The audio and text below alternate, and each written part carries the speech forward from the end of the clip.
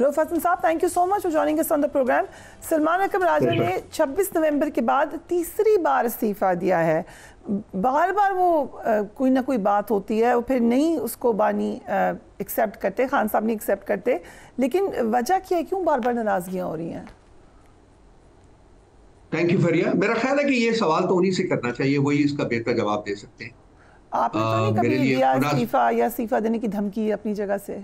मेरे मेरे मेरे मेरे मेरा ख्याल है गौर साहब ने जो कहा है कि इस किस्म की स्टेटमेंट्स को पब्लिक डोमेन में नहीं आना चाहिए, मैं उसको बिल्कुल सपोर्ट करता हूँ 100%। नहीं आना चाहिए और ये बार बार चीजें जो है वो पब्लिक डोमेन में नहीं आनी चाहिए।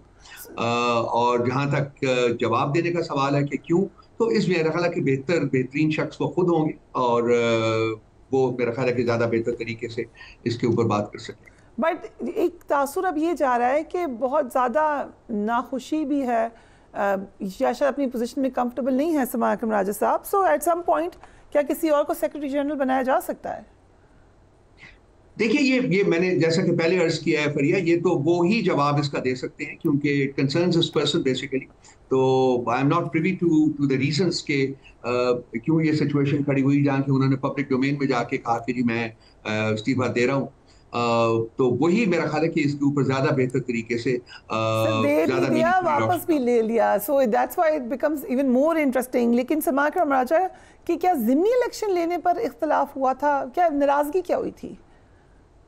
मुझे नहीं पता कि क्या नाराजगी थी। देखिए, हमें कॉन्फिडेंस में नहीं लिया गया, हमें नहीं पता कि नाराजगी किस बात के ऊपर थी, क्या वजह थी। तो इसीलिए मेरा ख्याल है कि बेहतरीन हल ये है कि ये सवाल उनसे किया जाए और वो उसका जवाब। ओके, सो आपको अभी तक नहीं पता कि क्या वजह थी? मुझे तो बिल्कुल नहीं पता कि क्या वजह थी।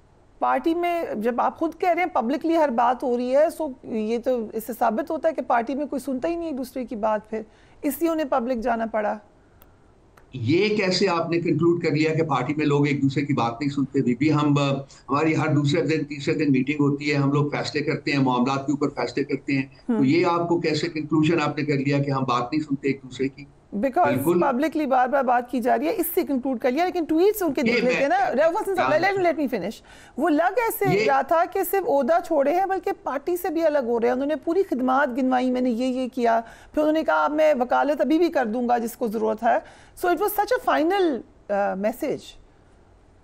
देखिए, वो जवाब दे सकते हैं। मैंने तो नहीं देखा ये कि जी जहां उन्होंने अपनी खिदमत गिनवाई है, but very crisp short message के जी मैं एक चीज हुई है जिसको उन्होंने डिफाइन नहीं किया और उसके बाद एक्सक्यूज मी, उन्होंने कहा जी कि मैं इस्तीफा दे रहा हूं। तो वो मैंने कहा ना कि रादर दैन के जी आप मेरे साथ ये डिस्कस करें, आप उन्हीं से ये सवाल पूछे तो ज्यादा बेहतर।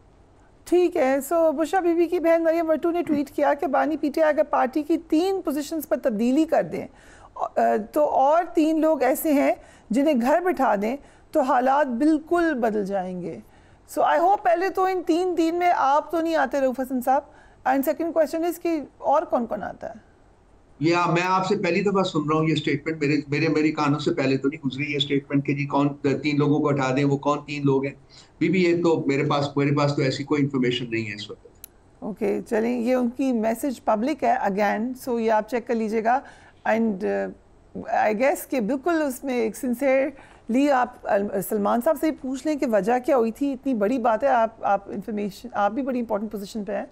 Should you not ask each other कि क्या इशू क्या है भाई, क्यों पब्लिकली आप बार बार ये बात कर रहे हैं? आप उसी सवाल के ऊपर टिक गई हैं। मेरा ख्याल है आगे बढ़ने का मकाम है। मैंने आपसे अर्ज किया, मेरी बात सुन लें कि ये सवाल आप उनसे करें तो वो ज्यादा बेहतर तरीके से इसको रिस्पॉन्ड कर सकते हैं। मैं कंजंक्शन नहीं करना चाहता। मैं एक second now let me answer. I don't want to get into conjecturing about it कि ये वजह थी, ये नहीं थी। मैं डेफिनेटिव बात करता हूँ, जो मेरे पास इंफॉर्मेशन होती है मैं फौरन शेयर कर लेता हूँ। ठीक है, ये बात सही है। आज नौईन खान ने भी कहा कि पब्लिक तैयार है बानी पीटीआई के लिए निकलने के लिए, पार्टी क्या कर रही है इससे हमारा ताल्लुक नहीं है, हम तो मोबिलाइजेशन शुरू कर देंगे। सो इट लुक्स लाइक कि वो मोबिलाइजेशन शुरू करने का इरादा कर चुके हैं। पार्टी उनको ज्वाइन करेगी या पार्टी समझती है अभी नहीं करना चाहिए उनको ज्वाइन? उन्होंने ये बात ऐसे नहीं की थी। उन्होंने कहा था कि पब्लिक मोबिलाइज्ड है। उन्होंने ये नहीं कहा था कि हम पब्लिक को मोबिलाइज कर रहे हैं। और फिर उसके साथ साथ उन्होंने ये भी कहा है कि हमारा पार्टी के फैसलों से कोई लेना देना ही नहीं है, पार्टी में नहीं उनके फैसलों के ऊपर असरअंदाज नहीं होते। तो पार्टी अपने फैसले करेगी। बीबी जो भी पार्टी खान साहब की डायरेक्टिव्स आएंगी उसके मुताबिक फैसले किए जाएंगे। देखते हैं, अभी तो 11 सितंबर को कोई एहतजाज नहीं हो रहा। ये खान साहब की अपनी इंस्ट्रक्शंस थी कि वो नहीं होना है एहतजाज को। बट पार्टी के अंदर, ठीक है आपने कहा बाकी की बात ना करें, जनरल परसेप्शन अब ये नज़र आ रहा है कि खान साहब ने कहा कि इलेक्शन में नहीं हिस्सा लेना, लेकिन इलेक्शन में हिस्सा लेने का डिसीजन लिया गया।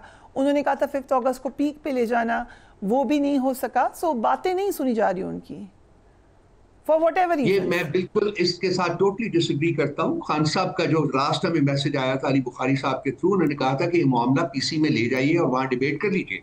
पीसी में ये मामला डिबेट हुआ और पीसी में मेजॉरिटी वोट से फैसला हुआ कि जी हमें, और उसके बड़े क्रेडिबल वजूहात थी दोनों साइड्स के ऊपर, जो कहते थे कि जी नहीं करना चाहिए पार्टिसिपेट, और वो लोग भी जिन्होंने पार्टिसिपेट करने को एडवोकेट किया। तो उन वजूहात की बेसिस के ऊपर एक वोट लिया गया, उसमें मेजॉरिटी वोट से ये फैसला हुआ कि ये हम इन बाई इलेक्शंस में हिस्सा लेंगे। उसके बाद फिर वो अप्रूवल के लिए खान साहब के पास जाना होता है। खान साहब की अप्रूवल के बगैर कुछ नहीं होता। ये इंपॉर्टेंट चीज है, आप इसको समझ लीजिए। तो आज उनके पास दोबारा ये गया और उन्होंने अपनी रिकमेंडेशंस के साथ ये मामला जो है वो पीसी को वापस किया है। व्हाट इज योर ओपिनियन, लेना चाहिए हिस्सा? खान साहब ने जो इंस्ट्रक्शंस अगर दी हैं, डेफिनेटिव इंस्ट्रक्शंस है, तो उनको एंडोर्स किया जाएगा, 100% एंडोर्स किया जाएगा। बट वोटिंग करवाई जाएगी, सबसे पूछा जाएगा कि देखिए वो एंडोर्समेंट होगी। खान साहब की इंस्ट्रक्शंस अगर डेफिनेटिव है तो वो फिर यूनानिमस होगा। राइट। सो अगर वो हमें डिबेट करने के लिए भेजते हैं तो फिर वो हर कोई बंदा अपना अपना ओपिनियन देता है। NA 129 से हमाद अजहर ने अपने कागजात जमा करवाए थे, आपने आई होप आपने उनकी स्टेटमेंट भी देखी है। वो उन्होंने अपनी वालिदा का जिक्र किया, अब वो नहीं कॉन्टेस्ट करे, माजरत कर लिया है और अरसलान ज़हीर को अपनी जगह नामजद किया है। How do you look at that? ये प्रेरोगेटिव उनका था, ये सीट उनकी थी और पीसी ने ये सीट के बारे में फैसला करने का इख्तियार भी उन्हें दिया था। वो जो फैसला करेंगे वही पार्टी का फैसला।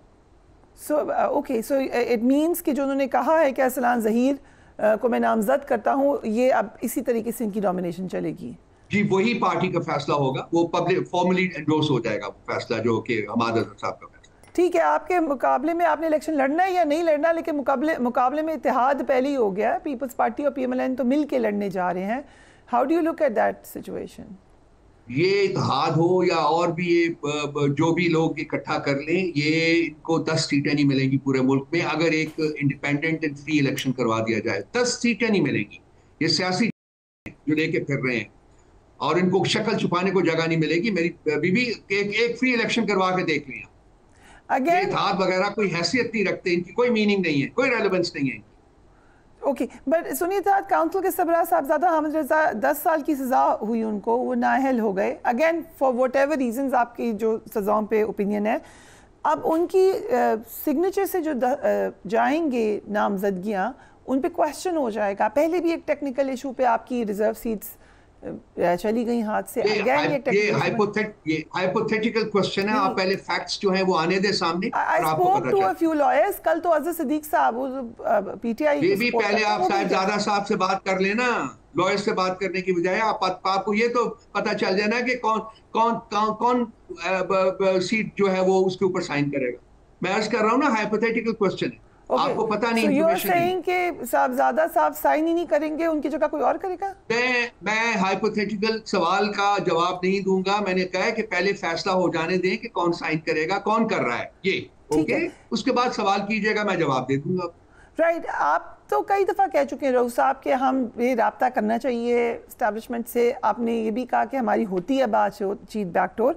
अब जो दोबारा खबरें गर्दिश करी हैं कि most probably barrister Ali Zafar के जरिए बातचीत हो रही है, ये आपने भी सुनी होंगी। How do you look at that? Ali Zafar का नाम तो नहीं आया, लेकिन मैं एडवोकेट हूँ बातचीत का। मैं चाहता हूँ कि बातचीत हो। मैं ये भी जानता हूँ कि वक्त ज़ाया हो रहा है।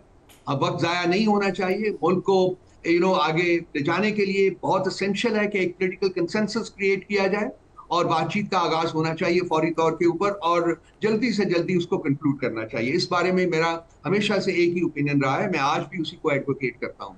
अगर आप कह रही हैं कि कोई बातचीत हो रही है, once again I am not aware of it.